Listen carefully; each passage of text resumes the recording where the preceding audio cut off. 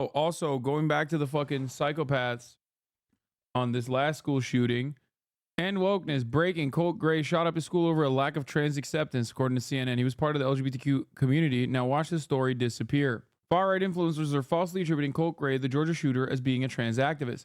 This was based on unclear reporting from CNN. CNN has now updated this story to indicate that Colt expressed frustration that trans people were being accepted by society. So the shooter was actually upset that trans people were being accepted, not a lack of acceptance. He was transphobic, not a trans activist. But the truth won't matter to these people. Here's a little bit more detail. Facing a series of charges, including murder. 14-year-old Colt Gray is due to appear for a court hearing this morning, charged with felony murder for shooting and killing 2 teachers and 2 classmates with an AR-style gun that, it turns out, listen to this, his father gave him as a Christmas present. Let that sink in. We are covering this from multiple angles, beginning with Mark Strausman on the investigation. Mark, good morning. When I heard that detail yesterday, my jaw dropped. Good morning, Gail. Right, what a dramatic twist, right? A father now arrested along with his son for the parts they allegedly played in the same school shooting. Investigators essentially asking why. Why would you give a weapon like that to a troubled 14-year-old? A day after Wednesday's deadly attack, the alleged gunman's father, Colin Gray, is in custody on second-degree murder and involuntary manslaughter.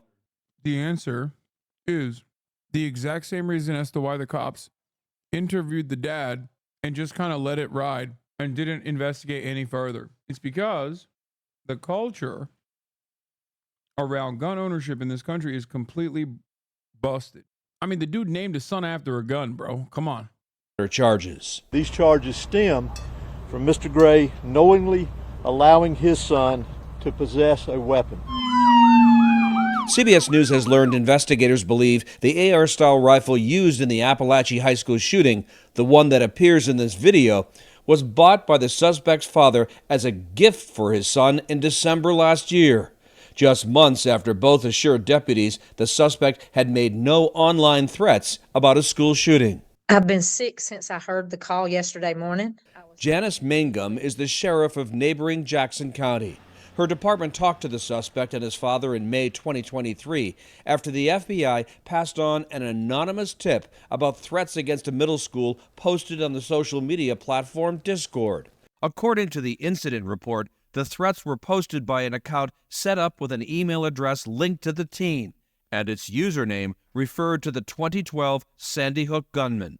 In an interview with investigators, the alleged gunman's father said he owned hunting rifles and that the then 13-year-old was allowed to use them when supervised but does not have unfettered access to them.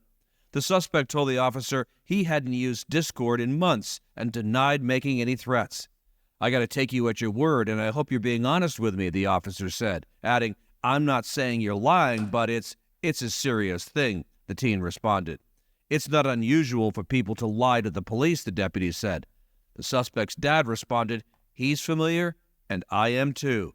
With conflicting information about who the account truly belonged to, there was not probable cause for an arrest. Knowing what the deputies knew then, was this a missed opportunity? I don't think it was a missed opportunity. No, I think he investigated. He looked into it. He went into the Discord. He followed up with several, IP addresses, checking them. And I think he did all he could do with what he had at that time. Both the Grays, father and son, potentially face years in the criminal justice system. Nate, they leave behind a community that's shattered. Mark, thank you. Another trans activist shooter, gender ideology does not belong in schools or anywhere else in society. Discord account linked to suspect shared plan for mass shooting. Yeah. Guy who fucking hypes up Adam Lanza wanted to target elementary school and express frustration that transgender people were being accepted in society. And these fucking assholes who literally contribute. One check into the kid's Discord post history and it's an instant discovery that he lied to an officer. Yeah. It's just, why'd they let it go? Well, I'll tell you why they let it go. Because he's just a troubled teen. He's a kid. He's a white kid. You understand me? That's why they let it go. 100%. This new trend of just fucking constantly saying like every shooter is trans is Birdaka is the most insane fucking sequence, dude. It's just like it is yet another glaringly obvious example that we are just like further and further devolving as a society. It's crazy because it's like such a tiny minority, and we will never prosecute these people that are egging people on, you know? Imagine is once again a hot topic on the campaign trail. In Arizona, Republican VP nominee Senator J.D. Vance claimed that Vice President Kamala Harris has a plan on guns, and that is to take guns away from people. What he's calling for is more security. I don't like this. I don't like to admit this. I don't like that this is a fact of life. But if you are a psycho and you want to make headlines, you realize that our schools are soft targets. And we have got to bolster security at our schools so that a person who walks through the front door. A fact of life. The Harris campaign jumped on that comment from Vance, and her running mate, Governor Tim Walz, posted, quote, "This is pathetic. We can't quit on our kids. They deserve better," close quote. Meanwhile, former President Donald Trump said yesterday if he's elected, he'd give billionaire Elon Musk a big job in his administration. Nicole Killian has more. Inside this North Carolina Board of Elections facility, absentee ballots are being stuffed and prepped, and many voters are ready to go. As a guy who works all the time and everything like that, I prefer to mail. I usually go in, but I don't wait till election day. I do early voting, usually. The Tar Heel state now a toss-up, with former President Donald Trump and Vice President Kamala Harris in a dead heat. Today, the former president returns for his fourth visit in recent weeks. This time, he's addressing the Fraternal Order of Police, fresh off an economic policy rollout in New York. It will be a national economic renaissance. Outlining his most extensive plan to date, Trump pledged to make his tax cuts permanent, cut energy prices in half in his first year, streamline regulations, and create a new government efficiency commission led by ex's Elon Musk. Elon, because he's not very busy, has agreed to head that task force. Be interesting. If he has the time, it'll be a good one to do it, but he's agreed to do it. But he was less clear on plans to cut childcare costs. When you talk about the kind of numbers that I'm talking about, that, because look, childcare is childcare. It's couldn't, there's something, you have to have it in this country. Vice President Harris, who recently pitched a tax plan to boost small businesses, arrived in Pittsburgh Thursday to hunker down for next week's presidential debate. Running mate Tim Walz, also in Pennsylvania, took to the trail in her stead. After that guy came down a gold escalator, they've tried to tell you that this can't be joyful, this can't be fun, this can't be hopeful, this can't be positive about the future. Well, we reject that. Back in North Carolina, ballots are supposed to go out today, but that's been put on hold pending a legal challenge by RFK Jr. He wants his name off the ballot after dropping out of the race and backing Trump. Former president said told a news conference today before heading here to Charlotte. There's nothing funnier than like running for president, saying both parties are corrupt and that's why you have to be the independent voice, throwing all of your support on Donald Trump because he like gave you a fucking shitty ass administration role potentially, and then being stuck on the ballots regardless. I love that. I fucking love that. Trump sound like Biden? Yeah, this was yesterday. We already covered this yesterday. Yeah, I know. Freak. In 2022, 49.9 million kids went to public or secondary school. During that year, 140 people, students and employees were injured. 40 of them died. Can you explain how restrictions on guns would not cause more individuals to obtain them through black markets similar to prohibition? Thanks. Of course. A wonderful question, even though you added a whole bunch of irrelevant data. The problem with gun violence isn't just school shootings. That is simply the tip of the iceberg. It's probably one of the most cruel versions of gun violence. There's a shit ton of gun violence that goes all the way from school shootings, gang shootings, other various different criminal elements, all the way to suicide. Okay? Gun violence is a massive problem in the United States of America, and it virtually does not exist anywhere else in comparison if you look at the stats. I'll give you one example. For example, like a place like the UK, America has 30 times more gun violence than the United Kingdom. There's one reason for that. All these other comparable Western developed nations have comparable rates of mental illness, mental health complications. All of these comparable Western nations have the exact same problems and even sometimes the demographic makeup of the United States of America. And yet, for for some weird reason, the United States of America is above and beyond. They stab people there. America is worse on knife crime than the UK as well. So you're wrong on that front too. America is a uniquely violent nation in general. Okay? Don't know why people say, what about knife violence then? Because the knife violence in the UK is not as bad as the knife. Even the knife violence in the United States of America is significantly worse, even though a knife is obviously nowhere near as devastating of a lethal weapon as a gun is, specifically an AR-15, specifically any sort of like gun that could be designated as an assault rifle or an assault weapon. These are weapons that have larger magazines. Therefore, you can kill people. They're very low recoil. It's easier to shoot than an actual pistol. So even knife crime is worse in the United States of America. But like I said, obviously, a weapon is much easier to use to kill multiple people at a time. Now, I've had these conversations a million times over, as you can probably tell, because a lot of people have these sorts of weird opinions. So this is the reason why, obviously, the American military currently deploys not with knives alone. If they were more lethal and easier to kill people with, then everybody would just be fighting with knives still, like we did about Butlerian Jihad, but we didn't do that. And people don't use knives. They use guns when they invade Iraq or Afghanistan. Israeli military also still uses guns and not knives when they're conducting a genocide in Gaza. Matter of fact, people defending against that genocide are also using weapons, rifles, not knives. So obviously, knives are, I think we all understand and acknowledge that knives are still deadly, except nowhere near as deadly as a gun is. But moving beyond that, you asked, well, people will purchase black market guns. All guns that are purchased in the black market were, at some point, a legal gun.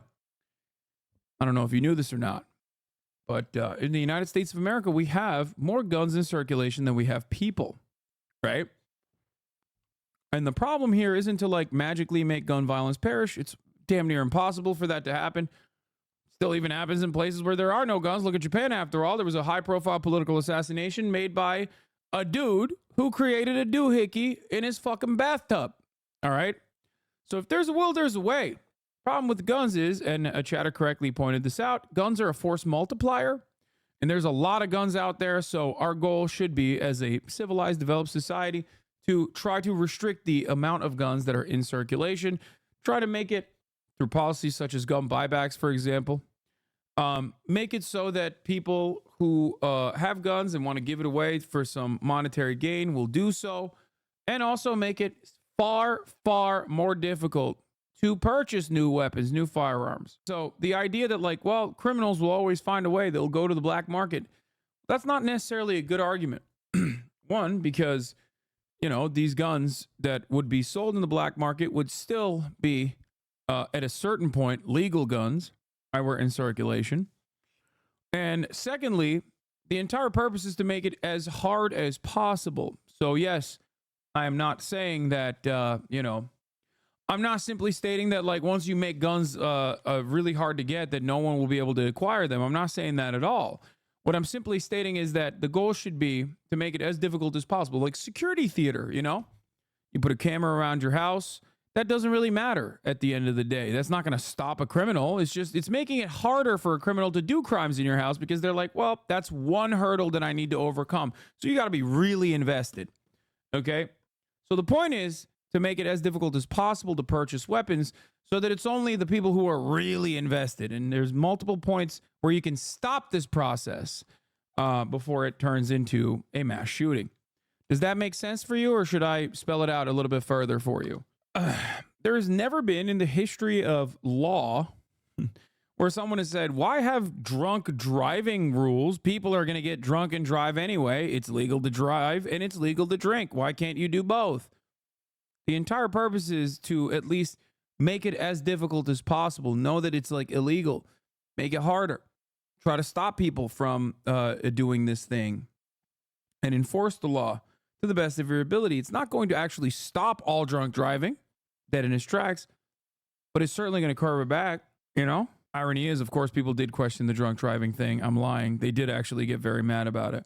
Yeah, the idea that a mentally unstable 14-year-old could navigate a black market gun trade just exposes how bad faith and dumb conservatives are. People only talk about the last time this shooting happened and like apply the details from the last shooting. I think it's kind of stupid to do that. It's not just the last shooting. It's happening every fucking day. So yeah, here are Americans Any reacting attempt to restrict drinking and driving here is viewed by some as downright undemocratic. Here are American reactions to DUI laws in 1980. Let's take a look. Any attempt to restrict drinking and driving here is viewed by some as downright undemocratic. It's kind of getting common this when a fella can't put in a hard day's work, put in 11, 12 hours a day, and then get in your truck and at least drink 1 or 2 beers. They're making it laws where you can't drink when you want to. You have to wear a seatbelt when you're driving. And pretty soon we're going to be communist country. Communist country. You know, she was right. God dang nanny state turning into a communist country, can't drink and drive after a long god dang day. She ain't wrong. That was filmed in California, yes. Do you think that the trend of prostituting the parents for these shootings, you mean prosecuting, will be angled by the right as an infringement on freedom as if you're legally meant to be responsible for your own children? I mean, I do think that inevitably gun lobby will come after this. Yeah, when this was filmed, obviously California was the Richard Nixon and Ronald Reagan state. So you should thank Hispanic people every fucking day of the goddamn week. Okay? Just saying, baby. Wouldn't be California if it wasn't for the children of immigrants. My bourbon gamer. I'm going to stay silent on this one. I'll stay silent on the drinking issues. The Daily Show. They also had a seatbelt. They did this for the seat. God dang stupid, bro. That's just like, we will never have anything good in this fucking country, okay? Understand this. Understand this. But I guess the inverse of this is that, like, we're god dang sheep, okay? We're fucking sheep. So when a law does come kicking in, people very quickly go, all right, I guess this is the rule of law. Like, they act like they're going to put up a fight, but they never do. So that's something you got to recall, okay? Ever thought about writing a manifesto? No, because I'm not a fucking school shooter, dude. Why the fuck would I write a manifesto? What am I going to put in it? At the top of the hour that there's a 3-minute ad break? Anyway, New Hampshire still has no seatbelt laws for adults. God, New Hampshire. Ridiculous. What do you think about the Marxist under no pretext arms should be surrendering people? Yeah, they're fucking irrelevant. That's what I think about them. Like, who cares? 1, make up your own mind. 2, there's like 8 people like that, dude.